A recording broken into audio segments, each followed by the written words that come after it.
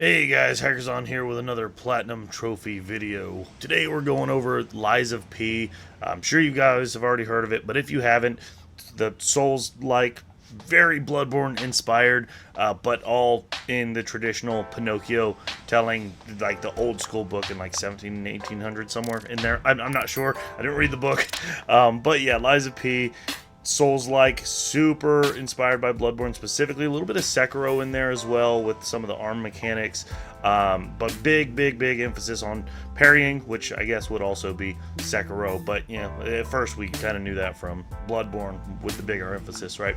Either way, super incredible game. Not going to get too much into what it is itself, right? I'm sure you guys have already seen plenty of people cover it, plenty of gameplay if you haven't already played it yourself. We're just going to kind of be talking about the trophies, right? And just to give a quick snapshot of what it's like to get the platinum and then go into my actual journey getting the platinum, because it was good. It was a little rough, but it was good. Just looking at power picks here, I don't agree with these entirely, but I guess when Power Picks writes a guide, it's probably aimed at, I don't want to say a casual gamer, but maybe somebody that's not specifically intensely looking at challenging games, right? So Power Picks has it listed at a 7.5 out of 10 in terms of difficulty, with very challenging boss fights, new game plus, multiple easily missable endings and stuff like that. So I don't think it was quite that bad at all. I would maybe put it at like a 6, and I'll get into why I feel that way later. Approximate amount of time to platinum, 60 plus hours, entirely skill dependent. That's probably about true. I think just beating the game while going out of way for all collectibles and things is about 30 hours. I know my clock time was like 67 hours, but I don't know how much of that was also just left up overnight or forgetting to turn off my PlayStation before going to work or something like that. But that sounds about right. I wouldn't disagree with that one. 16 missable trophies. I mean, yeah, there's 3 different endings. There's just a lot of stuff where you literally, if you miss one trigger or you decide not to talk to NPCs, you're not going to advance their quest line, stuff like that. There's also collecting all weapons, which I'll get more into the weeds of everything later, but that's another missable one, very in line with boss souls from the Brum games and things like that. No difficulty, right? It's a Souls game. Minimum number of playthroughs is 2. You can save scum to get 2 of 3 endings, but 1 is entirely based on decisions leading up, so you bare minimum have to do 2. And in my opinion, that's where the difficulty really comes in, is in New Game Plus, some of the later bosses. But that's a quick snapshot, and for the most part, I would agree. Again, just in terms of the difficulty, that's where I disagree. And the big reason there, okay, even people like Iron Pineapple, I watched his video before even playing it. He even said that this is absolutely one of the hardest Souls clones, whatever you want to call it, that he's ever played, with a super tight parry window, and that there's some weird difficulty spikes. And yeah, all of that is absolutely true, but the only reason I disagree, I'm not a parry kid. I'm not a fucking nerd, okay? Yes, I am. But I'm not good at parries. I can't get good at parries. That's just not the play style I do. I can do it if I have to, but I don't want to. That's not what I like. I am poise boys for life. I like bonking, and that's all I ever do. You can't even two-hand in this game. But because of that, instead of learning the move sets and just ending up parrying or working with the window or whatever, no, I literally never did that until the very last boss on New Game Plus, where it was like kind of a necessity. At least that's how I felt. But no, literally, I put heavy weapons on. My very first, I picked the great sword. I don't really like its combo. I think that's what actually gets used for speed runs. Not for me. I also wasn't speed running it. But once I got the police baton, and the handle, I put the glaive blade. Well, I put the normal blade on the baton handle, and then once I got the glaive, I put the glaive blade on the baton handle, and then rocked that for like 90% of the game. But then my buddy was like, dude, I'm using the puppet axe and it's sick. So I went ahead and tried that. Yeah, had huge number increases, and I also didn't really have great range as it was with the glaive blade. So the way I played the entire game, every boss, just dance around attacks until I know I can land a fully charged heavy and just build up the stagger bar that way. I never parried, maybe once or twice occasionally, but I never relied on it. It was never part of my strategy, and I got through the game. I mean, and a lot of the bosses, just from the sheer amount of damage and stagger that you get with the heavy charged attacks, I got through most bosses a lot in one shot, several in two shot, several in three shot. I think the first one that I really struggled with was King of Puppets, and that probably took me like 7 or 8 tries. And this was, of course, before I knew you could just cheese them with throwables, because I'm not above that. I'm doing this for the platinum trophy, so I would have done that had I known, but I didn't know. And then same with the puppet string. I did not realize how broken that was until I was damn near done with the game, and I did switch to it, and I loved it. I mean, not only is it totally like easy mode for elites. I would say that's where it was most helpful for, was elites, because a lot of bosses I just couldn't time it well and I would just go straight into their attacks or something. But definitely helpful for clearing just typical zones with the elites. But yeah, most of the bosses weren't too bad. I think I two-shot. Well, okay, let me say spoilers here if you haven't already played it or watched other people play it.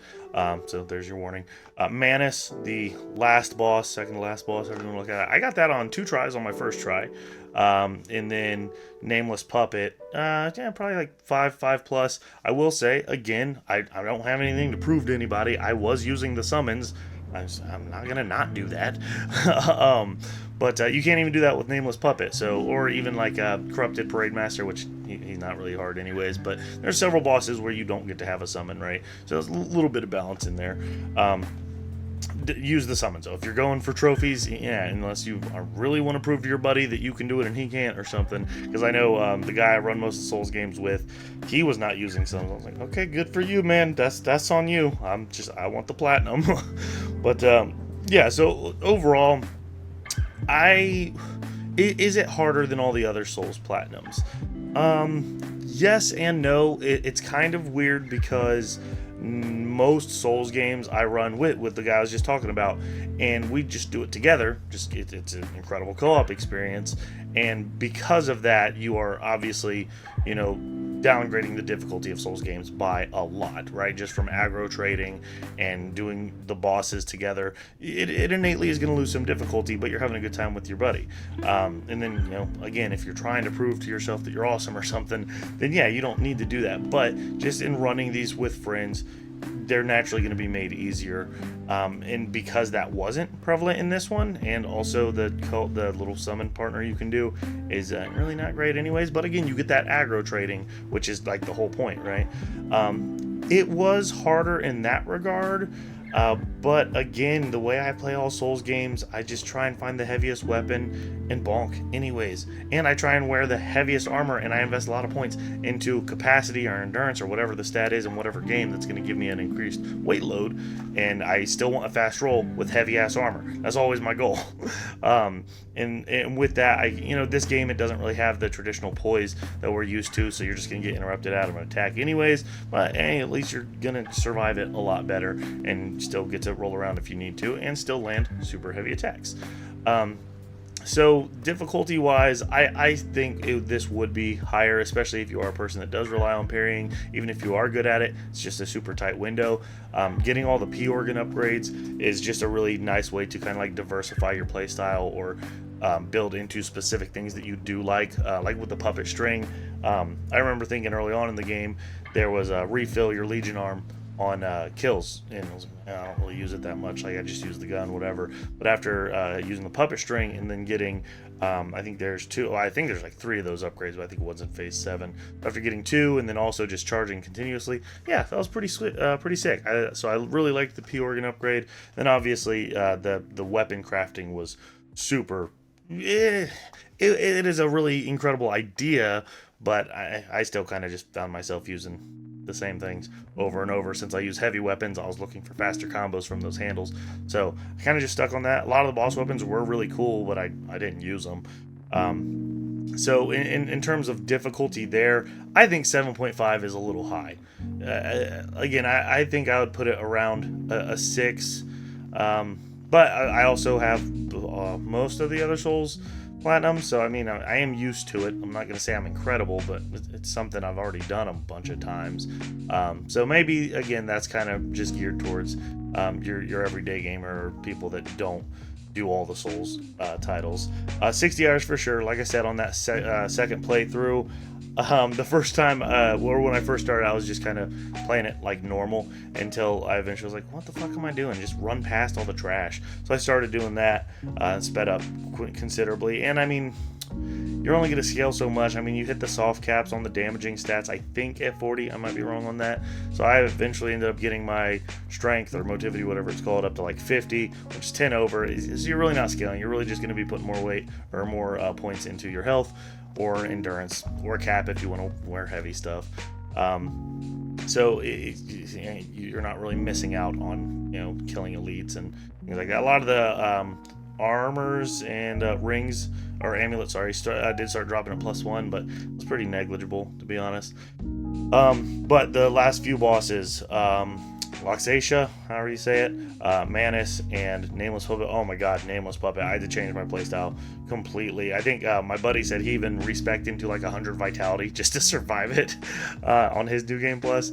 I used the perfect grindstone, which honestly I think that's where it falls because it's going to build that stagger just from normal blocking because again I'm not great at parrying. And then a bunch of throwables, and I still barely got it. So yeah, that specific fight I would definitely put it a 7.5. Not as hard as Melania with Elden Ring though, but it was still pretty rough.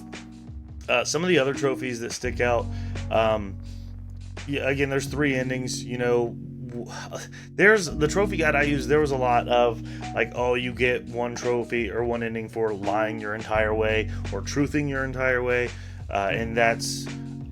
I honestly, I don't even know if it's fully true or not, because looking at some of the forums and Reddits and things like that, a lot of people are like, it's mostly just the last couple decisions you make, which again, I'm not going to say what they are for spoilers, and that makes a lot more sense. There is, however, a caveat to that. When collecting all weapons, 1, boss souls, they can either be a weapon or an amulet. Just grab the weapons. I mean, if you need 2 playthroughs anyways, you can grab some of the amulets because some of the amulets are actually really, really powerful. Like, I was so tempted to grab them on my first playthrough, but I wanted to get the weapon trophy at the end of the first playthrough just in case I got burnt out and didn't end up completing it. But it does suck in a good way because it was, some of the amulets are really cool. Like, one was like allows dodging even at low stamina. Never tried it out, so I don't know to what degree that works. That's kind of pretty neat, right? Some stuff like not using an Estus when you go to use one, or whatever they're called in this game. But there's some really cool stuff. A lot of stuff even damage based. But yeah, you got to grab the weapons. Get all normal weapons and all special weapons, and one of those special weapons is tied to lying as well. I have no idea how much you actually have to lie. The trophy guide was odd and said something like you had to like play all the records to make it work. That was not the case for me. I don't know. But yeah, so it's encouraged you to do your live playthrough first, and again, probably just those last couple decisions, and then you can do your truth playthrough. So no matter what, that New Game Plus run is going to be a little on the difficult side. Yeah, I mean, you can also speed it up though. And that's kind of what step 1 on the guide is, right? I'm not going to go all into that for you guys. But 2 is the same thing. There's a couple of the quest lines that are, again, tied to telling the truth and telling lies. And thinking about it now, to be honest, because if the ending is really actually only tied to those last couple decisions as opposed to your entire game, you could probably do all the side quests and quest lines in 1 playthrough. Maybe not, don't take my word on that, just because I can't remember exactly what all of them were and if any of them conflict. I don't think they would, but you might be able to do that. I would look more into like some of the forums and stuff. Either way though, you still need that extra playthrough. So and I think 1 gesture is locked behind truth or lie, a couple of the records, and then at least the way I did it was some of the quest lines as well. And then also there were some really cool like cryptic puzzles that you have to solve and go to right spots, and that's pretty cool because they always, same with the Trinity locations, you always get quartz, which is cool because that directly correlates to your P organ, which I don't want to say I think it could have been balanced better, but there were definitely a lot of levels, especially near the end, where I just kind of grabbed whatever because I didn't care. Whether it's like an extra belt slot or more consumable uses, more throwable uses, things like that.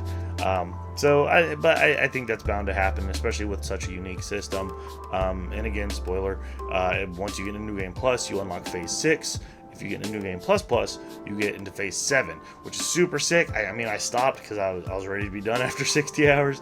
But there's a lightweight, which transitions all of the weight categories off by 20%. So that's pretty sweet. And I mean, at that point, I would have been able to respec and take out all of my points and capacity, or at least most of them, I'm sure. So that's just kind of a really neat thing. I would really like to see them continue the P organ, especially if you guys saw the post-credit scene. I'm not going to say anything, but what the fuck is up with that? This is a very interesting direction that they're going. It's pretty sweet. But yeah, so plenty of miscellaneous ones about like parrying and killing stalkers, which are the humans. Nothing too wild there. And the collectible guide, if you want to follow it on PowerPix's website, it's a little extreme. I even though when you're going for trophies, you know, typically if you're going hard on them, you'll have a guide up, right? And I hate having to look back at a guide, back at the game, back at the guide, back and forth. And the PowerPix one is a great guide, it's fantastic, but it tells you where a lot of extra stuff you don't need is at, like defense parts, quartz. I mean, I love the quartz. I wanted all the quartz, but technically you don't need them. It lists all the dimensional butterflies, and you only need to kill each type just once in general. Kill each type, and a lot of them have like cranks and stuff, which you can just buy anyways. So kind of tedious if you're going to use the entire guide, but it is there. And just all in, I mean, I had a really great time getting the platinum. It was really awesome. And I was, you know, of course it's not co-op, but I was still playing side by side with my buddies, being like, oh, where are you at? You know, how much did you struggle with this boss or that boss? A lot of fun stuff like that. So it was still fun. Still got it a little bit. It is hard though. It is hard. I think I personally would classify this as harder than probably any other Souls platinum I've gotten. But that's specifically on just the platinum. Like, they could have gone a lot harder too. Like, if you guys remember Demon Souls, that's like get every weapon, get every ring, get every this spell, get every that spell. Like, they could have gone a lot harder, right? And you know, with this, you can't do any kind of drop duplication or anything like that. But it could have been a lot worse. And in terms of like difficulty spikes, like halfway through the game, every boss turns into a 2-phase. But again, the way I played, most of those first phases dropped like super quick. Again, if you get the summon, and once aggro trades, and you just go land heavy charges until you're out of stam, and then maybe hit your Fable Art a couple times depending on what you're using. Man, and the grindstone. Definitely grab, I think it's in phase 4 or 5, I don't remember. Grab the second use of the grindstone. That is, I cannot imagine beating the game without that, or at least on New Game Plus. But yeah, most of the phase 1s just went down so fast. Maybe use an Estus or two. And there are a handful of bosses that are just like, oh my god, ridiculous. But yeah, they were fun boss fights. I watched Asmongold play through his, and his biggest complaint is very real. Ever since Elden Ring, like, people are just so tied to this delay attack, and yeah, it's pretty bad here. Like, don't get me wrong, you deal with it, whatever. It's still a great game. I'm not gonna fault it for that. But like, yeah, dude, every fucking boss attack does not need to be a delay.